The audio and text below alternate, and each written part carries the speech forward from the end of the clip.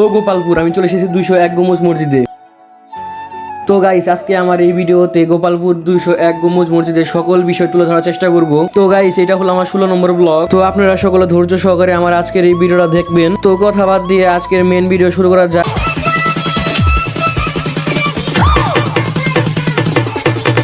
তো গাইস আসসালামু আলাইকুম, welcome to my YouTube channel and Facebook page. আশা করি আপনারা সকলে ভালো আছেন, আল্লাহর রহমত এবং আপনাদের দোয়ায় আমিও খুব ভালো আছি। তো গাইস আজকে আমি যাচ্ছি গোপালপুর 201 গম্বুজ মসজিদ দেখার জন্য। তো গাইস আমি এখন ঘাটাল চলে এসেছি। ঘাটাল থেকে গোপালপুর যেতে 30 টাকা করে ভাড়া নেয়। এই যে এটা হলো আমার স্কুল, ঘাটাল সরকারি গণবাড়ির উচ্চ বিদ্যালয়। আমরা গোপালপুর যাচ্ছি অটো দিয়ে।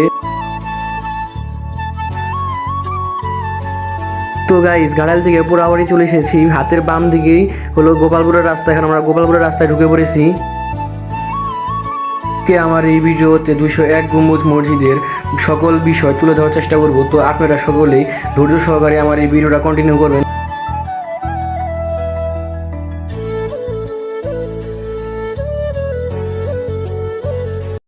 তো গাইস আমরা চলে এসেছি গোপালপুর। আপনারা যদি ঘাটাল থেকে 201 গম্বুজ মসজিদে যেতে চান তাহলে ঘাটালের অটো এই গোপালপুর পর্যন্তই আসে। আপনাদের এখানে নেমে নতুন আরেকটি অটোয় উঠতে হবে।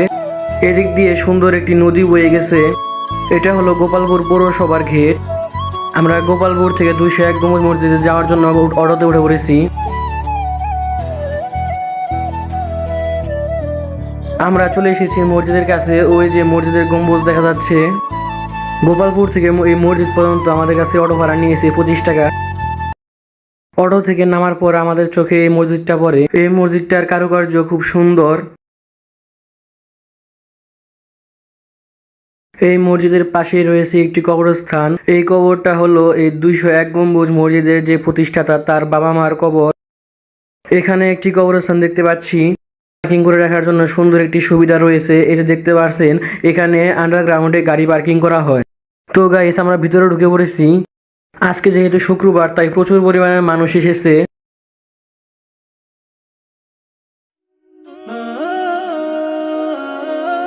আজকে যেহেতু শুক্রবার আর ভাবছি এখানে জুম্মার নামাজটা পড়বো আজকে, তার জন্য উজু করতে যাচ্ছি উজুখানায়।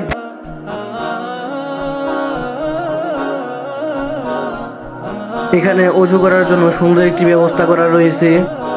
এখানে ছেলে মেয়েদের অজুখানা আলাদা।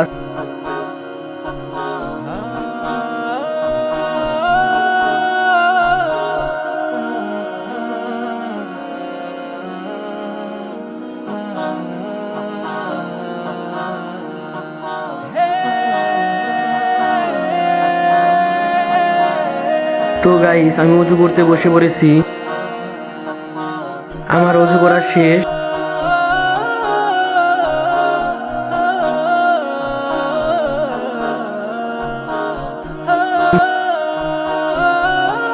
তো আমি এই টুপিটা কিনে নিয়েছি। এখন যাব ভিতরের দিকে।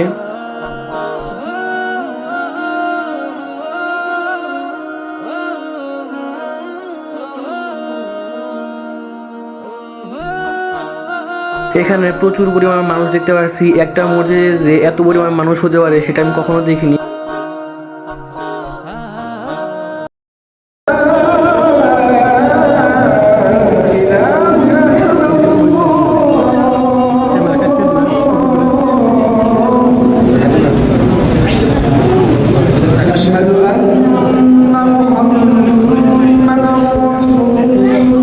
নামাজ শেষে আপনাদেরকে ভিতরটা ভালোভাবে ঘুরিয়ে দেখাবো।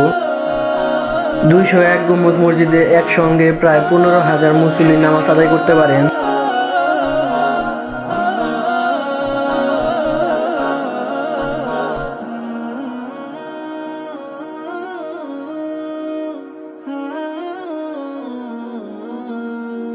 আমার নামাজ শেষ, আমি এখন নেমে যাচ্ছি জায়গাটা ভালোভাবে ঘুরে দেখার জন্য।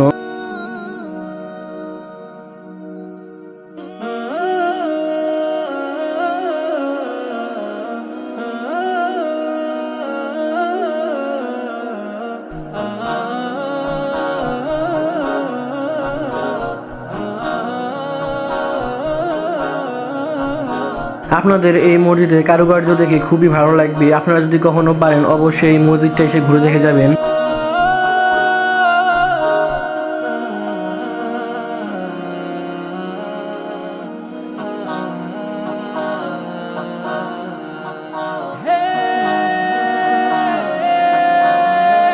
এখন যাচ্ছি মসজিদের পিছনের দিকে। এখানে যে কবরস্থানটা দেখতে পাচ্ছেন, এই কবরস্থানটা তৈরি করা হয়েছে এই 201 গম্বুজ মসজিদের প্রতিষ্ঠাতা এবং তার স্ত্রীর জন্য। এই মসজিদের প্রতিষ্ঠাতা এবং স্ত্রীর মৃত্যুর পর এখানেই তাদেরকে দাফন করা হবে। আমরা মসজিদের পিছনের দিকে চলে এসেছি। মসজিদের পিছনে পুরুষদের জন্য টয়লেট স্থাপন করা হয়েছে, আর মহিলাদের টয়লেট পুরুষ টয়লেটের পিছনেই। 201 গম্বুজ মসজিদের পিছনেই কিন্তু একটি সুন্দর একটি নদী বয়ে গেছে। এই নদীর সৌন্দর্য মাশাআল্লাহ অনেক সুন্দর।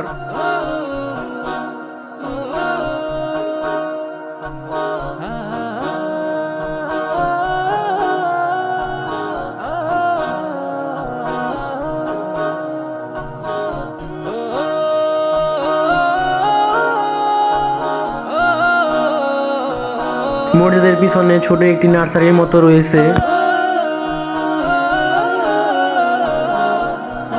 এই যে এই গেটটা হলো মহিলাদের জন্য, এদিক দিয়ে মহিলারা ভিতরে যায়, আর ভিতরে সুন্দর একটি মহিলাদের নামাজ পড়ার স্থান রয়েছে। মহিলাদের নামাজ পড়ার জায়গার চারপাশ দিয়ে কিন্তু পর্দা দিয়ে ঢেকে রাখা। মহিলা গেটের পাশেই একটি পোস্টারে লেখা আছে, বেপর্দায় কোনো মহিলা ভিতরে প্রবেশ করবেন না।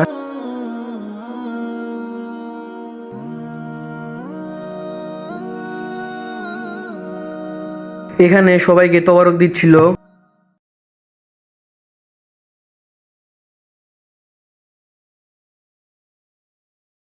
এখন আমি মসজিদের ছাদে যাব, তার জন্য আমি ভিতরে যাচ্ছি, কারণ ভিতর দিয়েই মসজিদের ছাদে যাওয়ার রাস্তা তৈরি করা হয়েছে, আর মহিলাদের জন্য মসজিদের পিছনের দিকে রাস্তা করা হয়েছে ছাদে ওঠার জন্য। মসজিদে যেমন ছেলে মেয়ের নামাজের আলাদা আলাদা ব্যবস্থা করা হয়েছে, তেমনি ছাদে ওঠা এবং ছাদ দুটা আলাদা করে দেওয়া হয়েছে ছেলে মেয়েদের জন্য, যাতে কোনো সমস্যা না হয়, যাতে যে সকল মেয়েরা পর্দা করে তারা যেন পর্দার সহিত জায়গাটা ভালোভাবে ঘুরে দেখতে পারে। এই ছাদে যাওয়ার সিঁড়িটা খুবই চিকন, এখানে দুজন ভালোভাবে যাতায়াত করা যায় না, খুব সাবধানে যাতায়াত করতে হবে, না হলে কোনো বড় ধরনের দুর্ঘটনা ঘটেও যেতে পারে। এই গম্বুজের চারিপাশ দিয়ে বেড়া দিয়ে দেওয়া হয়েছে, যাতে কোনো মানুষ ভিতরে ঢুকতে না পারে।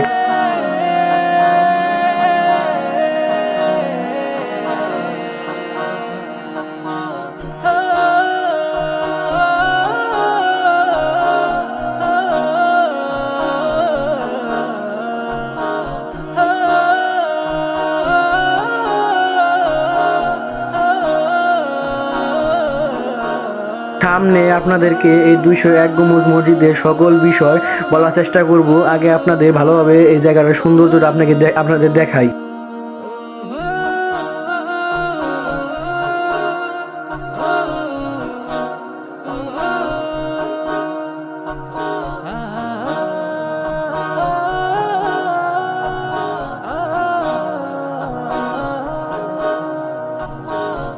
এখন যাচ্ছি সামনের দিকে। আজ যেহেতু শুক্রবার, তার জন্য প্রচুর মানুষ এসেছে ঘোরার জন্য।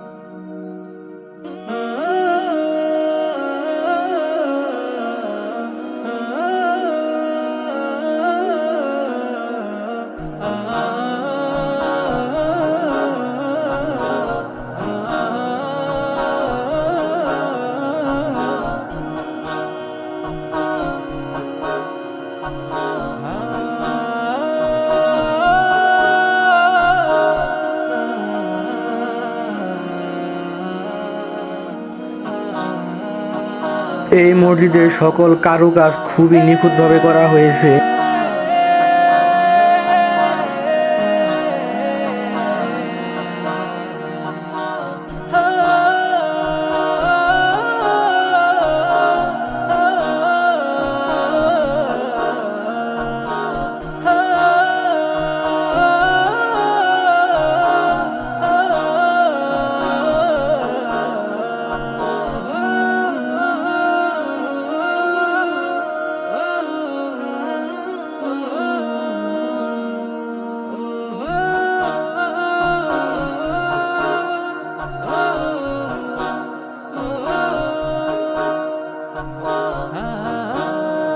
এখন যাচ্ছি আরেকটু উপরে।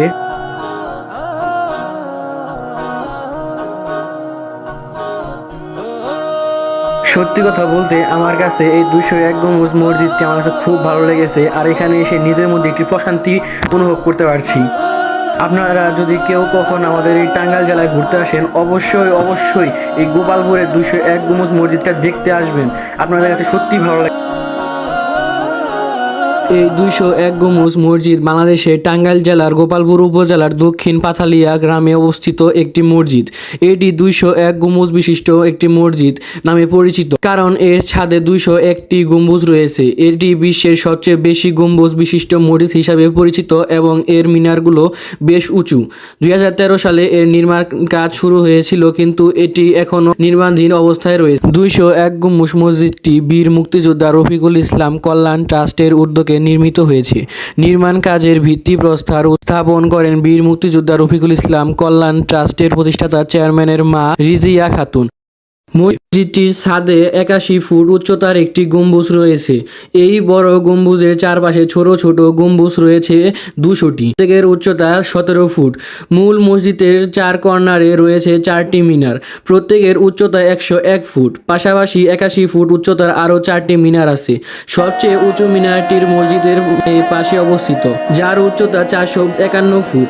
মসজিদটি দৈর্ঘ্যে 144 ফুট ও প্রস্থে 144 ফুট। এই 201 গম্বুজ মসজিদটিতে একসঙ্গে প্রায় 15,000 মানুষ নামাজ আদায় করতে পারবেন। মসজিদের দেয়ালে টাইলসে পূর্ণ কুরআন শরীফ অঙ্কিত রয়েছে।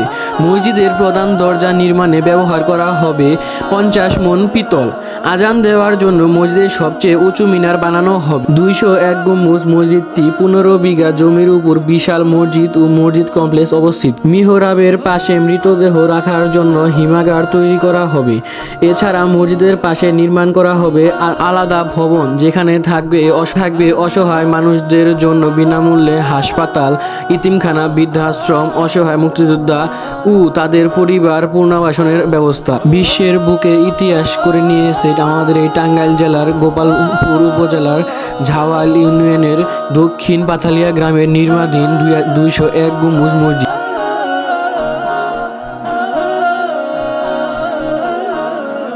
মিনারের সর্বোচ্চ উপরে উঠলে চারপাশের একটি সুন্দর ভিউ পাওয়া যায়।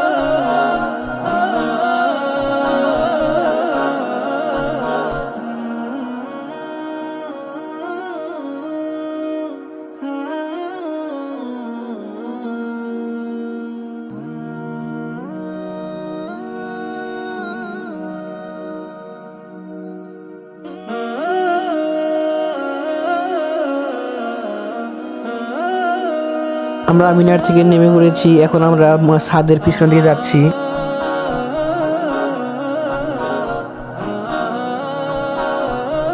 আকাশটা মেঘলা মেঘলা দেখাচ্ছে, মনে হয় বৃষ্টি হবে। মেঘলা মেঘলা হওয়ার কারণে জায়গাটা আরো বেশি সুন্দর।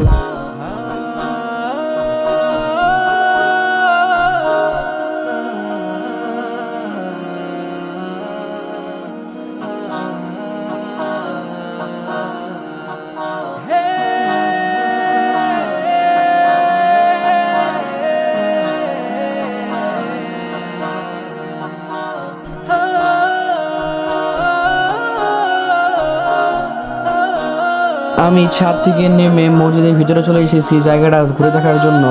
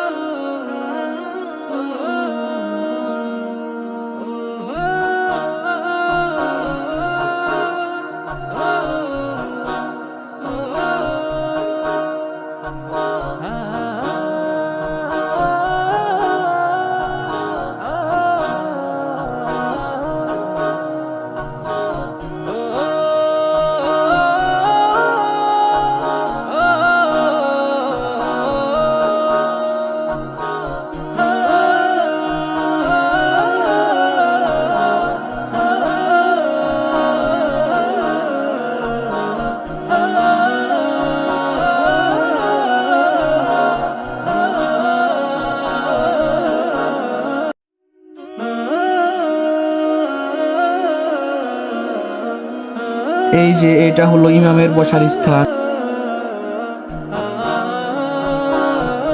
ভিতরের কারুকার্য কিন্তু মাশাআল্লাহ অনেক সুন্দর।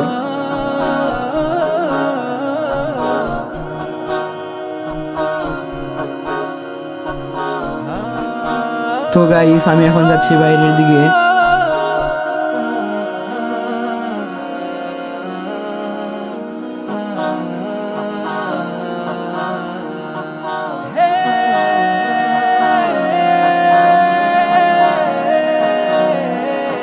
বাইরে এসে দেখি বৃষ্টি শুরু হয়েছে, তাই ভিতরে বসে রইলাম।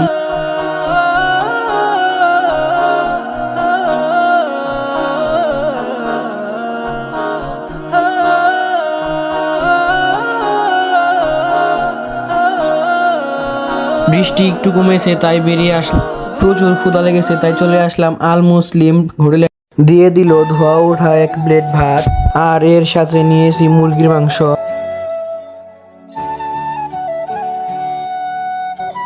বিসমিল্লাহ বলে খাওয়া শুরু করে দিলাম।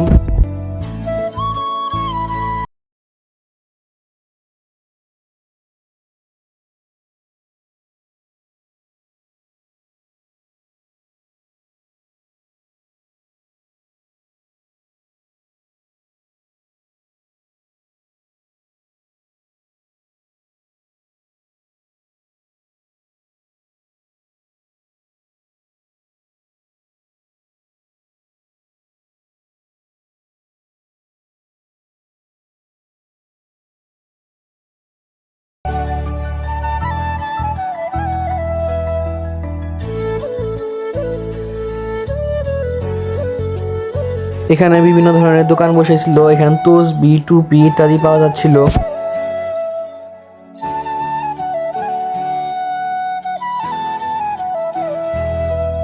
এই যে দোকানটা দেখতে পাচ্ছেন, এই দোকানটা হলো 99 টাকার দোকান। এখানে যা যা আছে সবগুলোই 99 টাকা করে।